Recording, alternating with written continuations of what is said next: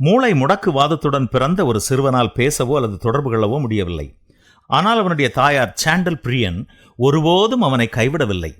அவனுக்கு 10 வயதாக இருந்தபோது அவனுடைய கண்கள் மற்றும் ஒரு எழுத்து பலகை மூலம் அவருடன் எவ்வாறு தொடர்பு கொள்வது என்பதை அவர் கண்டறிந்தார். இந்த முன்னேற்றத்திற்கு பிறகு அவர் கூறினார், அவன் இப்போது திறக்கப்பட்டு விட்டான், இனி நாங்கள் அவனிடம் எதையும் கேட்கலாம்.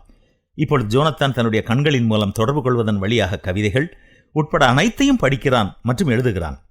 தன்னுடைய குடும்பத்தினர் மற்றும் நண்பர்களுடன் பேசுவது எப்படி இருக்கிறது என்று கேட்டபோது, நான் அவர்களை நேசிக்கிறேன் என்று அவர்களிடம் சொல்வது மிகவும் அற்புதமாக இருக்கிறது என்று அவன் கூறினான்.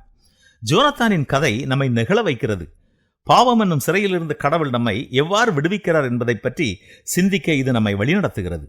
அப்போஸ்தலனாகிய பவுல் கொலோசிய நாட்டு கிறிஸ்தவர்களுக்கு எழுதியது போல, ஒரு காலத்தில் நாம் தேவனுக்கு அந்நியராயும் நமது தீய நடத்தையினால் அவருக்கு சத்துருக்களாயும் இருந்தோம்.